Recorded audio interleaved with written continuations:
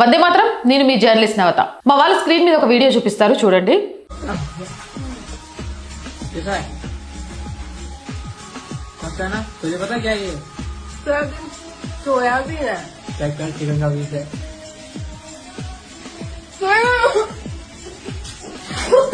अरे इतना over act क्यों कर रही है? अरे जो की तो खाई, इतना तो खाई सकती है।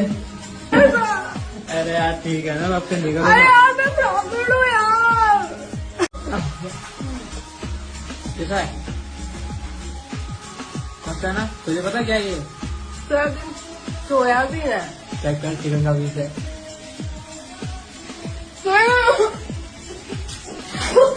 अरे इतना ओवर एक्ट क्यों कर रही है? अरे जो की तो खाई, इतना तो खाई सकती है। अरे यार ठीक है ना, अब से निकल। अरे यार मैं प्रॉब्लम हूँ यार। చూశారు కదా, హిందూ మైనర్ ఆడపిల్ల స్నేహితుని నమ్మి వాడింటికి వెళ్ళింది. సర్ప్రైజ్ అని నోట్లో ఏదో పెట్టాడు. అది ఎలా ఉంది, తిన్నావా, తిను, ఎలా ఉందో టేస్ట్ చెప్పు అని అడిగాడు. సోయాబీన్ అంటే మిల్ మేకర్ లాగా ఉంది అది అన్నది పాపం ఆ అమాయక చిన్నారి చెప్పిన మాట. వెంటనే వాడేమన్నాడో తెలుసా? అది ఆవు మాంసం ముక్క అని.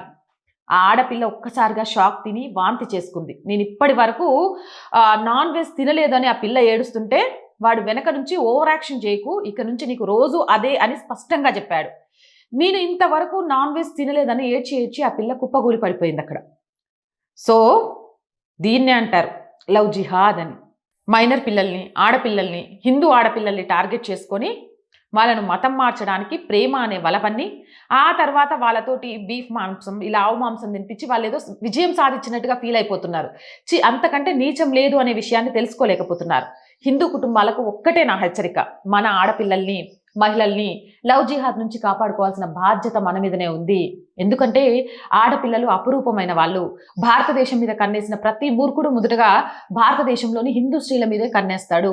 ఎందుకంటే హిందూ స్త్రీలను కనుక అపహరించగలిగితే హిందూ ధర్మాన్ని ఆటోమేటిక్గా నాశనం చేయొచ్చని.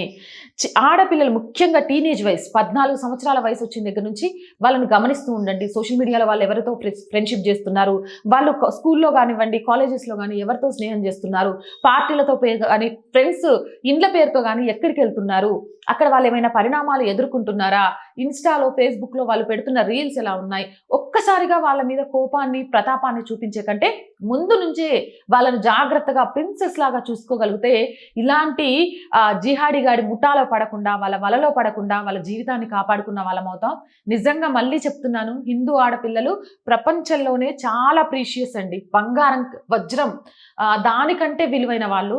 దయచేసి వాళ్ళని కాపాడుకోండి. వాళ్ళని కాపాడుకోవడంలో ప్రతి ఒక్కరూ బాధ్యతగా ఉండండి. జై హింద్, జై భారత్. అండ్ మోర్ వీడియోస్ కోసం R group of channels, R voice, R political, R Samskriti 3 channels మనవేనండి. వెంటనే సబ్స్క్రైబ్ చేసుకోండి. అలాగే ఆర్థికంగా ఆర్ వాయిస్కి చేయుతగా నిలవండి. మీరు చేసే ప్రతి రూపాయి కూడా ఆర్ వాయిస్ ముందుకు వెళ్ళడానికి ఎంతగానో ఉపయోగపడుతుంది. ఆర్థికంగా సపోర్ట్ చేయాలి అంటే సబ్స్క్రిప్షన్ పక్కనే జాయిన్ అనే బటన్ ఉంది. 1 to 5 లెవెల్స్ ఉన్న ఏదో ఒక లెవెల్లో సపోర్ట్ చేయండి. లేదా స్క్రీన్ మీద గూగుల్ పే, ఫోన్ పేతో పాటు అకౌంట్ డీటెయిల్స్ ఉన్నాయి. మీకు తోచిన సహాయాన్ని అందించవచ్చు. వ్యాపార ప్రకటనల కోసం 8328500576 నెంబర్ని సంప్రదించండి.